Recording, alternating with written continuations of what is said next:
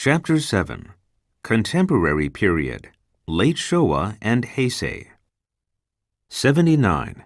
Scorched Fields. At the end of the war, the main cities were reduced to scorched fields, Yakenohara, by the aerial fire bombings in the last year of the war. More than half of the total area of the largest cities had been totally incinerated. Urban survivors constructed shacks out of whatever materials they could find. Others were forced to sleep under bridges or in tunnels and holes in the ground. Locating shelter was difficult enough, but finding food was even harder. The people were already malnourished when the war ended, but peace did not bring better conditions. During wartime, food supplies were rationed, but when the war ended, even that meager distribution system collapsed. The rice that farmers could produce, despite disastrous harvests in 1945 and 1947 and lack of fertilizer, was supposed to be sold to the government for rationing to the people. But farmers often hid the rice they produced so they could sell it to the city people who came to the country in search of food. Farm women from areas near the cities packed up bundles of rice, other grains, vegetables, and other farm products and brought them to the city to sell for whatever they could get. City dwellers bundled up what cash, kimonos, and heirlooms they had left and went out into the countryside to barter for food. They steadily exchanged the few possessions they still had just to stay alive. Their only alternative was to purchase food and other essential items on the black market, which was controlled by gangsters. 80. Economic struggles with repatriation. The situation was made worse by spiraling inflation. From the surrender in August to the end of the year, inflation jumped 6 times. During 1946, prices rose 2.7 times, and in 1947 they tripled. Added to this was the spread of diseases such as tuberculosis due to malnutrition.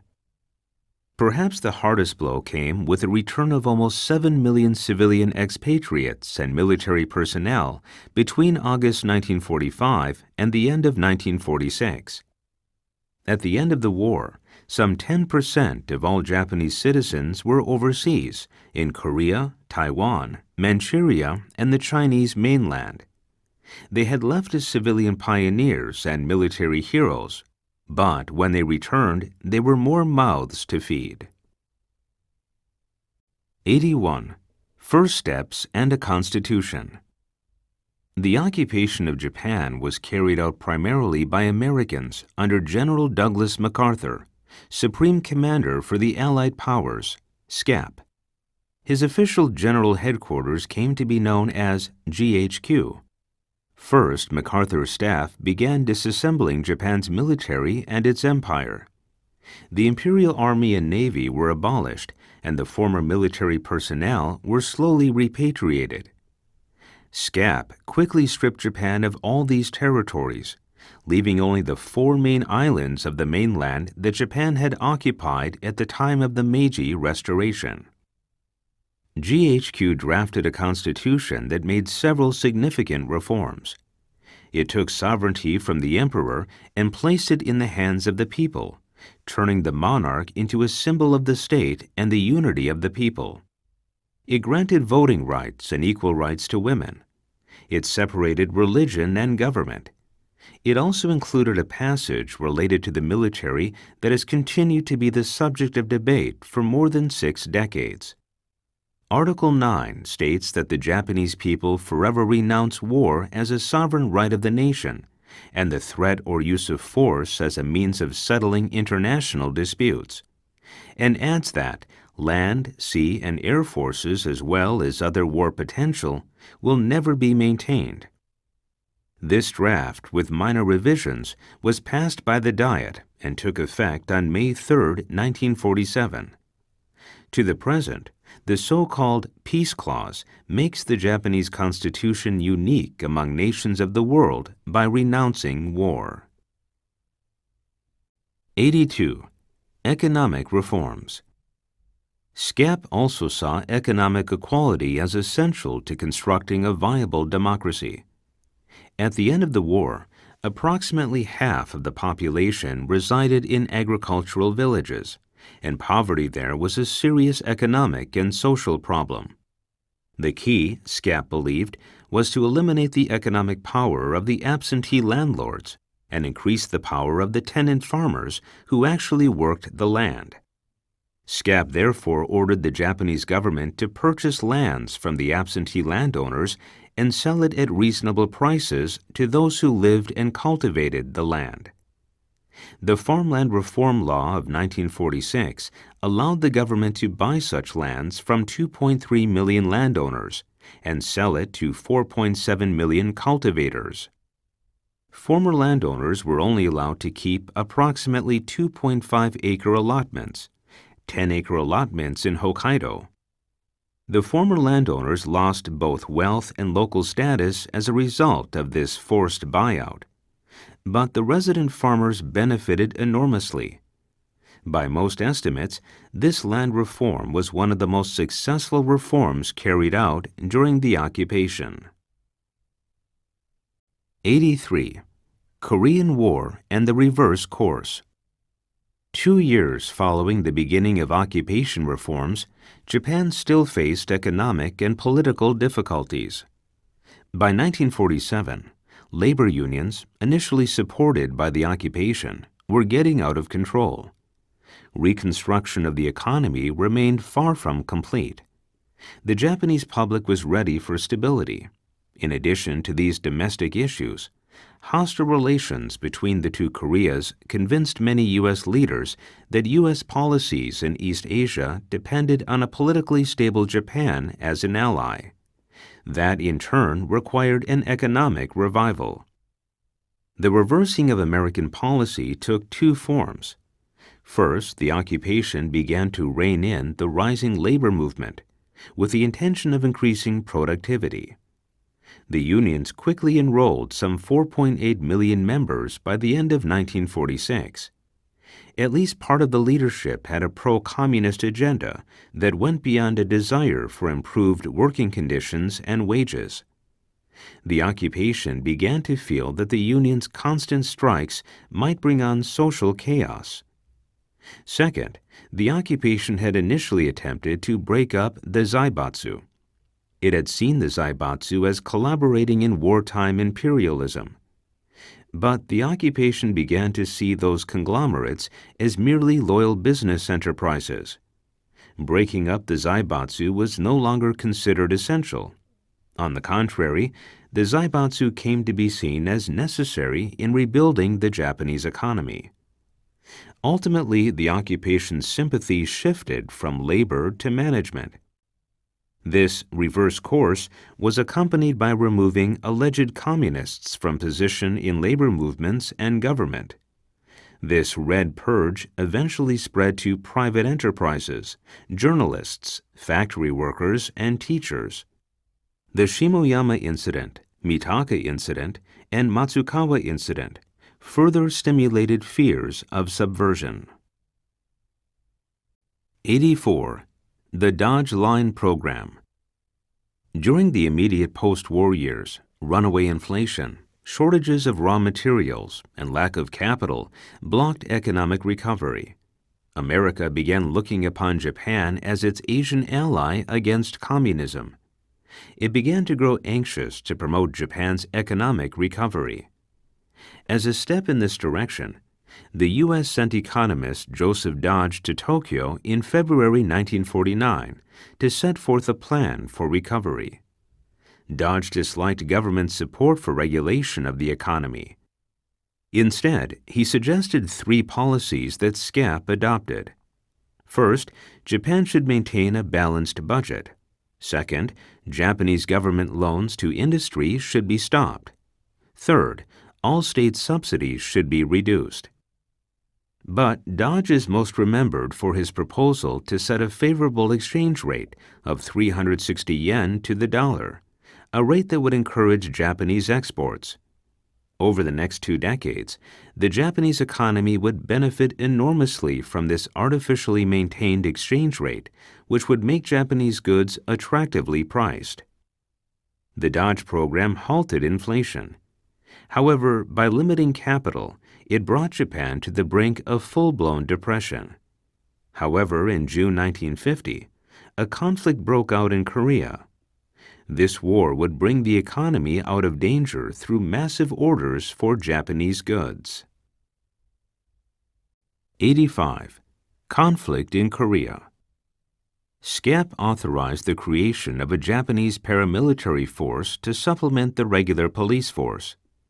When North Korea invaded South Korea on June 25, 1950, a National Police Reserve Force of 75,000 men was assembled to maintain domestic order in place of the SCAP forces.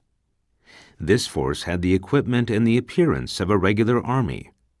The general justification for this force was that it did not possess war potential. That was a provision of Article 9 of the Japanese Constitution. It was only intended for defense, a claim that would be shown in its name, Self-Defense Forces, SDF. The tragedy in Korea brought great fortune to Japan. A great wave of American military procurement orders were placed with Japanese industries, which were conveniently located close to the front. From 1949 to 1951, Japanese exports almost tripled and production rose almost 70%. Some corporations showed profits for the first time since the end of the war. These profits went into investments in new plants and equipment. Japan's gross national product, GNP, began to rise to double-digit rates. The Korean conflict, in fact, spurred Japan's economic recovery. 86. The peace treaty is established. Before a formal peace treaty could be reached, there were many issues to take into account and some 50 Allied power allies to consult. Southeast Asian nations had suffered considerably from Japanese aggression. They expected heavy reparations. Great Britain wanted to place trade restrictions on Japan in order to protect British markets in Asia. Getting agreement from all of these nations was no easy task. In addition, on the domestic side, there was disagreement over many issues. One was whether U.S. military forces should be allowed to stay on Japanese soil. On September 8, 1951, 49 countries, including Japan, the United States, and other allied nations, signed a peace treaty in San Francisco. This formal signing officially brought the war to an end. However, the Soviet Union walked out of the proceedings, and China was not invited due to disagreement over whether the legitimate Chinese government was in Taipei or Beijing. This meant that Japan still did not have a formal peace treaty with its two larger neighbors, China and the Soviet Union. On the day the peace treaty was signed, representatives of the U.S. and Japan signed the U.S.-Japan Security Treaty.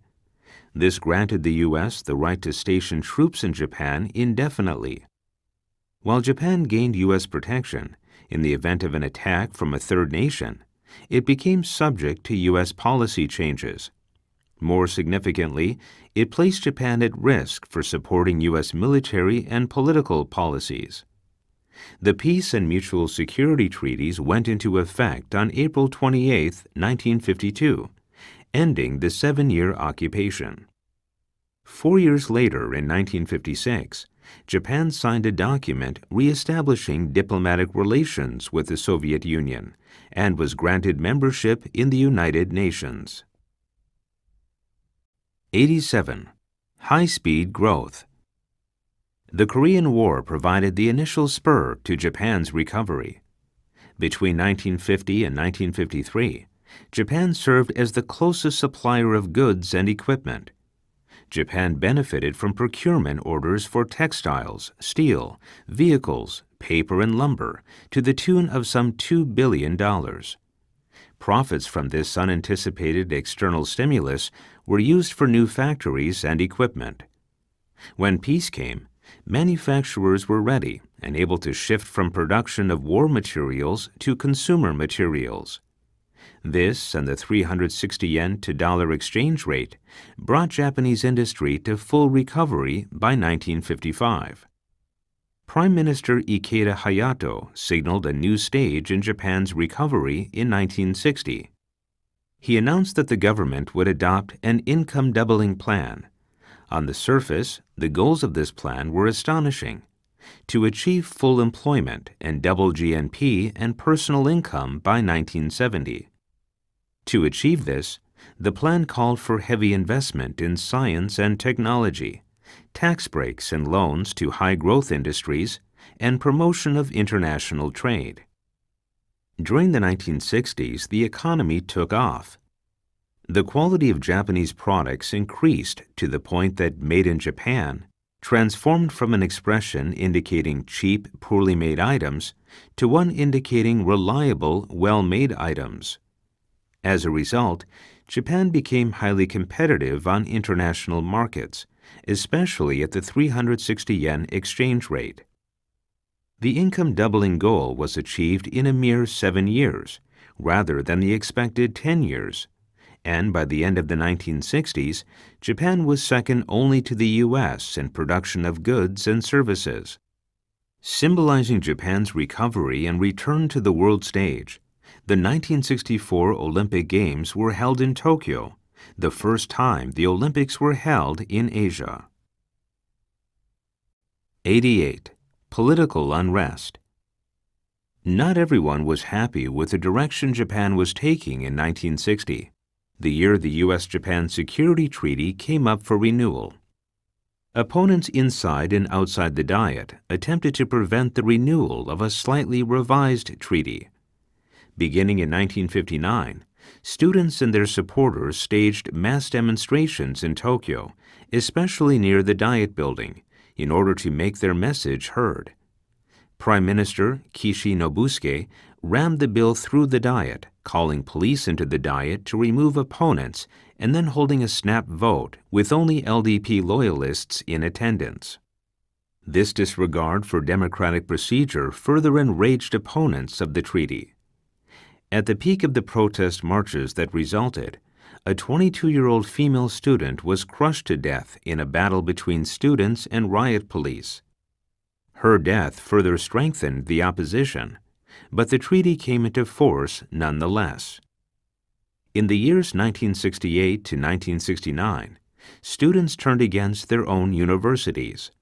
They criticized mass production education, inadequate educational facilities, and the so-called examination hell. Schools and universities, claimed the students, were being turned into diploma mills to supply business and the government with obedient workers. At some universities, classes were suspended and students were locked out of the campus. At the University of Tokyo, controversy over the policy at the medical school grew into a university-wide strike. Radical students occupied Yasuda Hall. The university called police into the campus to remove the barricaded radicals. On January 18th and 19th, 1969, 8,500 police battled students while TV cameras broadcast the assault. The police succeeded in evicting the radicals, and in the end, some 600 students were arrested. 89. Re-establishing relations with China. The first Nixon shock was the announcement, without previously notifying Japan, that U.S. President Richard Nixon planned to visit the People's Republic of China, PRC, in July 1971. The U.S. had long treated China as an adversary and had called on Japan to help contain the communist nation. So when American policy was suddenly reversed without consulting Japan beforehand, it was an enormous embarrassment to Japanese leaders who had loyally followed America's cues.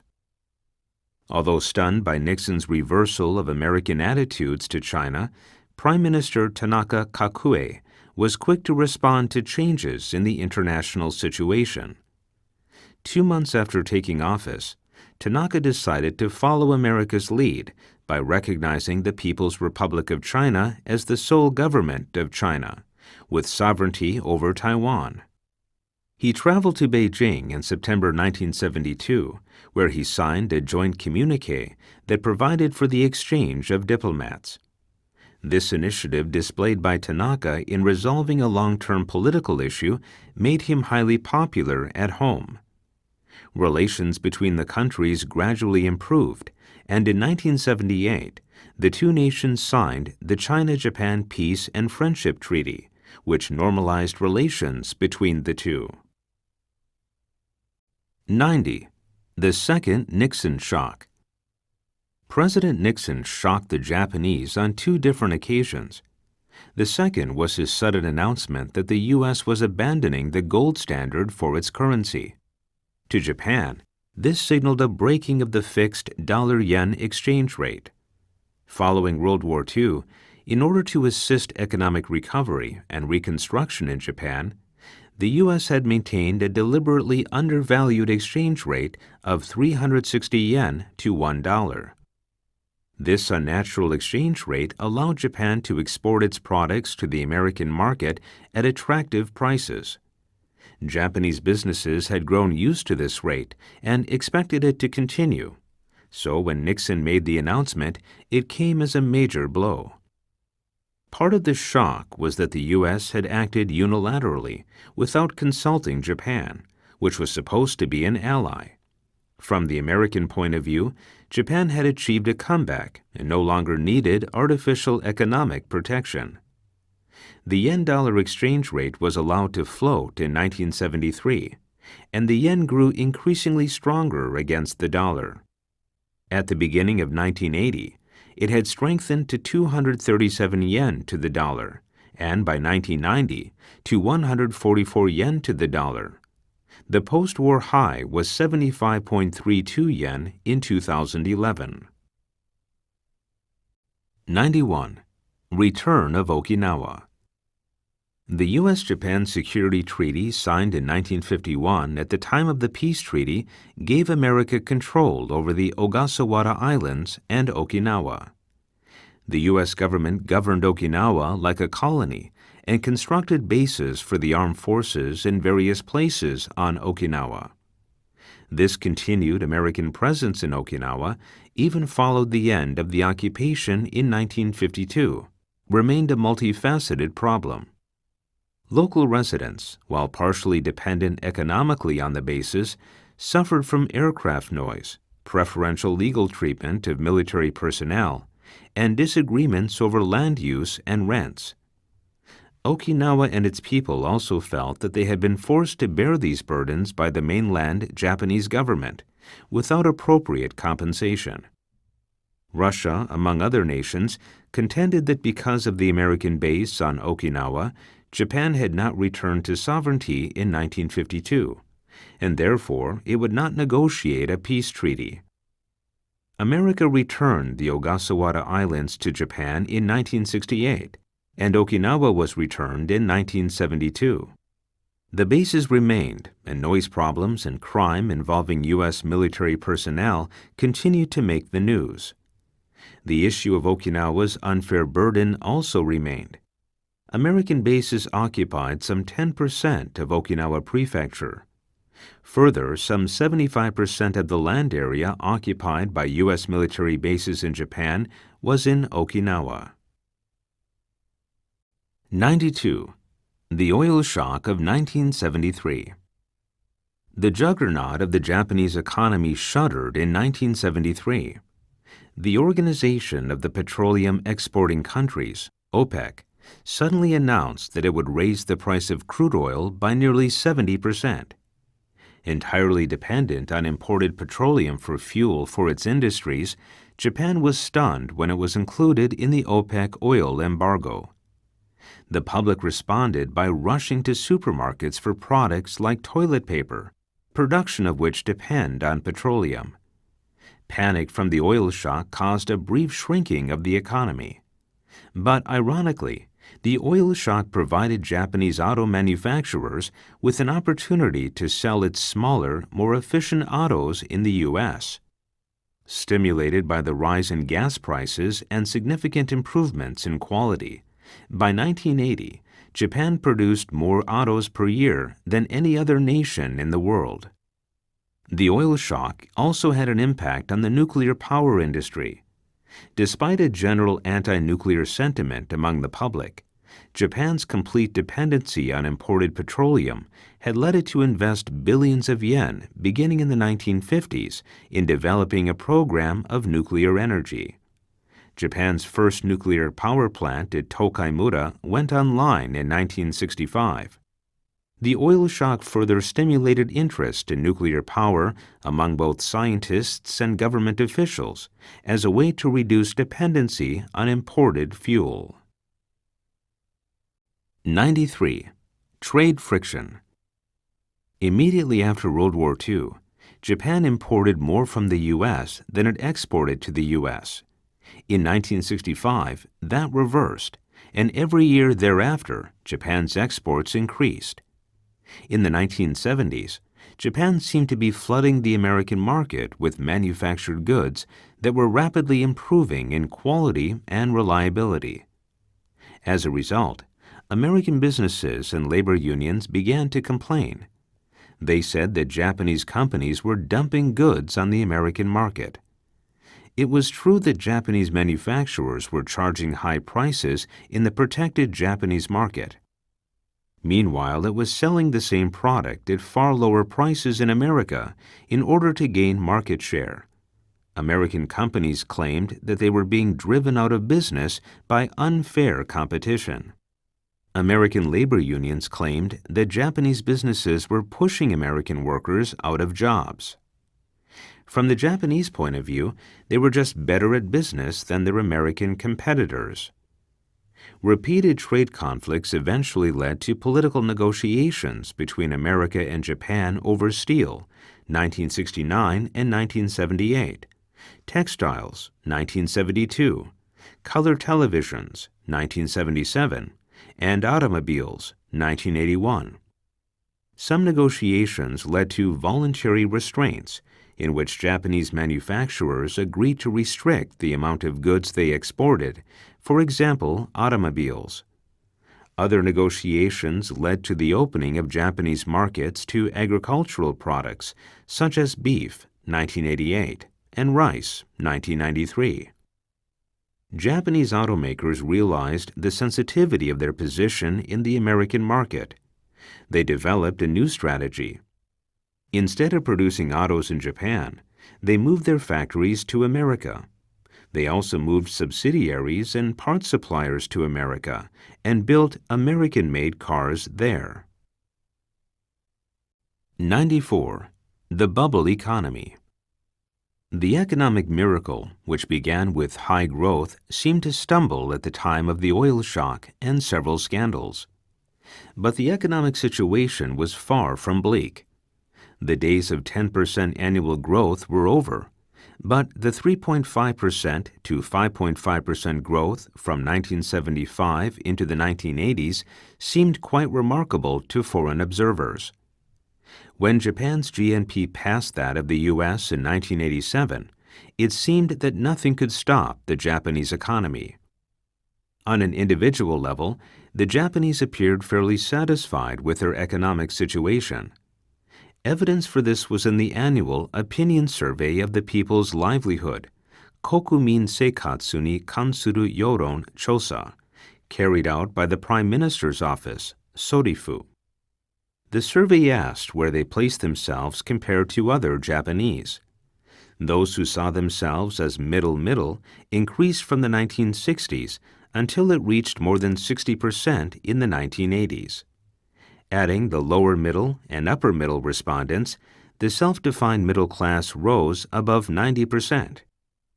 The bright achievements of the urban white-collar office workers, known as sarariman in Japanese, were achieved at a cost.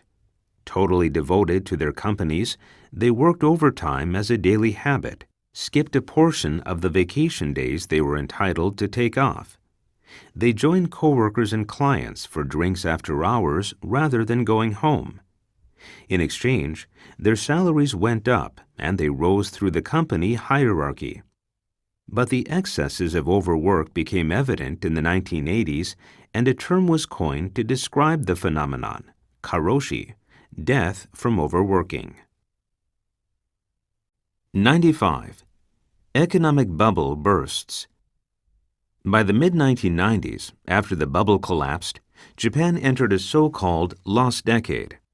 It was spurred by recession and led to an increase in unemployment. Inequality also grew in terms of employment.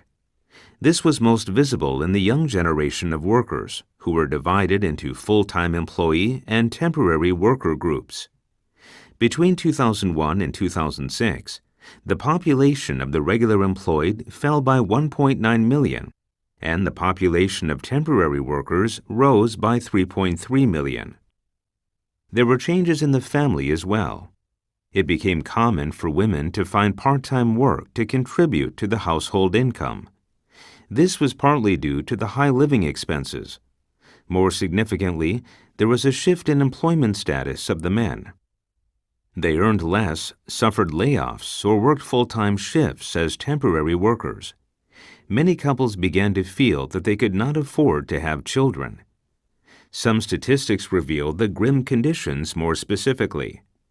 The Labor Ministry announced that almost 1 in 6 people in Japan lived in poverty in 2007, and the rate was close to that of the U.S. at 15.7% and 17.1%, respectively. According to the Organization for Economic Cooperation and Development, OECD reports, since 1985, the rate of child poverty increased to 14%, above the average of other OECD member nations. Japan's population was growing older, and the population was declining. After witnessing the decline in job security, safety, chances for advancement, and a secure life after retirement, it was easy to understand how people started to lose hope for a better life. 96. Great Hanshin Awaji Earthquake 1995. At 5:46 a.m. on the morning of January 17, 1995, an earthquake measuring 7.3 on the Richter scale struck Awaji Island and the highly populated city of Kobe. Approximately 6,500 people lost their lives, mainly in the Kobe area. It was the worst earthquake in Japan since the Great Kanto earthquake of 1923. Gas lines broke and fires broke out. Water mains cracked, making it difficult for firefighters to put out the fires fueled by wood in collapsed buildings. The collapsed sections of the elevated Hanshin Expressway became the most recognized image of the quake. The rebuilding of this central artery through Osaka and Kobe was not completed until September 30, 1996. Only 30% of rail lines in the region were left operable after the quake, but that number returned to 80% within a month of the quake.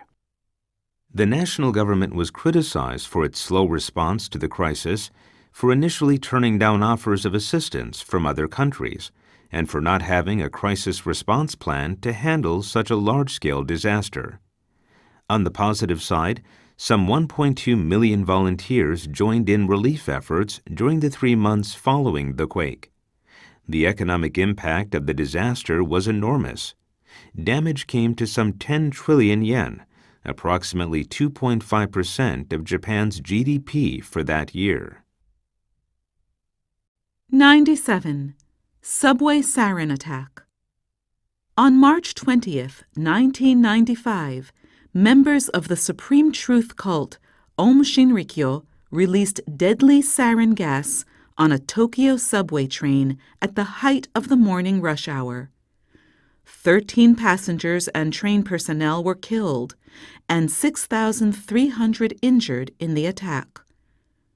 The group founded by Matsumoto Chizuo, also known as Asahara Shoko, had begun as a religious cult mixing Buddhism, Hinduism, yoga, and predictions of an apocalypse.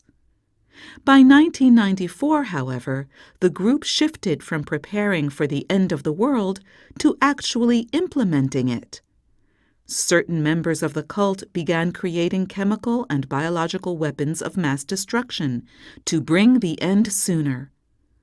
The cult was also implicated in abductions, arms procurements, and the murder of a family of 3. The first stage in the denouement was the arrest of Matsumoto on May 16, 1995. Worries continued that other loyal cult members with further plans for mayhem were still at large, but gradually those worries dissipated. After a lengthy trial, Matsumoto was found guilty on 13 counts in connection with various crimes that resulted in the deaths of 27 people. He was sentenced to death for ordering the series of brutal crimes. 98. Territorial disputes. Takeshima is a small island midway between Japan and Korea that is claimed by both countries. In 1905, it was placed under the control of Shimane Prefecture. But the Koreans claimed that Japan seized it by force during the colonial period, when Korea was unable to protest. In the mid-1950s, South Korea occupied the island, and in the early 2000s, deployed warships to prevent the landing of Japanese officials. Japan faced a similar conflict with China over the Senkaku Islands. An uninhabited group of islands north and west of the Ryukyus, they were included when Okinawa was returned to Japan in 1972. They were significant because they contained rich marine product areas and deposits of oil under the sea. Since the 1960s, they were claimed by Japan, the People's Republic of China, and the Republic of China, Taiwan. Conflicting claims of ownership led to major demonstrations in each country. What Japan calls the Northern Territories is called by a different name in Russia, which currently inhabits the Kuril Islands, including the 4 southernmost islands of Kunashiri, Habomai, Shikotan, and Etorofu. Japan claimed that these 4 islands were not part of Russian territory and that they should be returned to Japan. Beginning in the 1990s, there were signs that the Russians and Japanese might eventually work out a compromise involving cooperative development of the islands. However, there was little substantial progress after that. 99. The Great Tohoku Disaster. At 2:46 p.m. Japan Standard Time on March 11, 2011, approximately 70 kilometers east of the Oshika Peninsula in the Tohoku region, the ocean floor released enormous power in what came to be known as the Great East Japan Earthquake. The quake lasted about 6 minutes and was first reported as a magnitude 7.9. That measure was later raised to a magnitude 9.0, making the quake the largest in Japanese recorded history and one of the largest in recorded world history. The city closest to the epicenter of the quake was Sendai, but enormous shaking was felt throughout northeast Japan and as far south as Tokyo. Within 1 hour of the main quake, 3 more quakes with a magnitude of more than 7 followed, unsettling the populace further. The Japan Meteorological Agency, JMA, uses a separate scale to indicate the experienced ground motion of quakes. On this scale, the maximum is 7. That maximum 7 was registered in Kurihara in Miyagi Prefecture, with an upper 6 in Fukushima, Ibaraki, and Tochigi, and a lower 6 in Iwate, Gunma, Saitama, and Chiba. Even Tokyo was measured at an upper 5. The earthquake triggered an enormous tsunami that struck the entire northeast coast of the country. Video footage of tsunami flowing over seawalls in port towns up and down the coast showed the barriers to be virtually useless. Water destroyed houses, buildings, cars, and boats, not only on the edge of the water, but deep inland as well. At Miyako in Iwate Prefecture, the height of the tsunami was estimated at close to 40 meters, 133 feet. At Sendai, an hour after the quake, a tsunami flooded into low-lying farmland and pushed up to 5 kilometers inland. It swept away farms, houses, roads, railways, and planes on the tarmac at Sendai Airport. People worried even more when it became known that the Fukushima Daiichi nuclear power plant complex had suffered damage. The tsunami that struck the shoreline facility caused a level 7 meltdown at 3 of the 4 reactors located there. News about the damage to the nuclear reactors was updated several times a day, although there was no way to confirm the actual situation until weeks later. In the meantime, the government called for the evacuation of all residents within a 20-kilometer radius of the Daiichi plant. The U.S. government recommended the evacuation of its citizens up to 80 kilometers from the plant. Over 200,000 people were evacuated. As of 2014, it is estimated that close to 19,000 died, 6,000 were injured, and 2,600 were missing as a result of the combined disaster. Entire towns like Minami Sanriku were destroyed. 100. Aftermath of the disaster. Immediately after the disaster, there were rolling blackouts due to power shortages caused by the destruction of the nuclear plants in Fukushima. 11 reactors on the Tohoku coast were automatically shut down by the quake. Complicating the power shortage were fires started by the quake at refineries in Chiba and in Sendai. Highways and train lines in Tohoku were completely shut down. Only gradually were they reopened, which hindered aid and rescue efforts. Phone service in the affected areas was seriously disrupted for days. The long-term problems created by the disaster were multiple. People who had lost their homes, their loved ones, and virtually everything but their clothes huddled in whatever buildings remained standing. They had no food, no water, no heat, and no medical aid. As weeks wore on, some of them were transported to other regions temporarily. They needed help to restart their lives, often in new locations, because there were no schools, hospitals, or workplaces to return to. In the meantime, they occupied quickly built temporary housing constructed in available flatlands in the higher areas. 3 years after the disaster, some 267,000 were still displaced. Farmland was damaged by saltwater from the tsunami, and in Fukushima by nuclear contamination. So-called cleanup operations could not even be commenced until the environmental hazard at Fukushima Daiichi could be put under control. Complete control of that facility was estimated as taking several decades. Fishing, the other major industry of the Northeast, was almost completely wiped out. Boats were sunk or destroyed, ports were filled with debris, and fisheries were wiped out by the tsunami. After the initial shock of the multiple disasters, volunteers quickly developed methods of assisting the local people by bringing in food and clothing and helping to clear away mud and debris. The government slowly established delivery of food and clothes to evacuation centers. Victims of the disaster had to make difficult decisions regarding whether to stay and try to rebuild their lives or move to other areas and start anew. One example of the help they received was a shipment of oyster farm equipment, buoys, ropes, and fishermen's clothing from Charente-Maritime and Brittany in western France. The French oyster farms were returning a favor. In 1970 and 1990, Japanese growers had helped them when outbreaks of disease seriously damaged French oyster farms, and Japanese growers provided larvae to help them start again. The Tohoku area still needs serious assistance in reconstructing, and the nuclear power plant remains a serious problem. However, the debris has been removed from the streets and roads.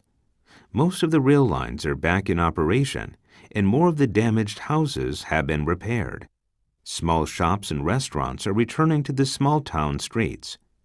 With the traditional resilience of the people of Tohoku, progress is slowly but surely being made.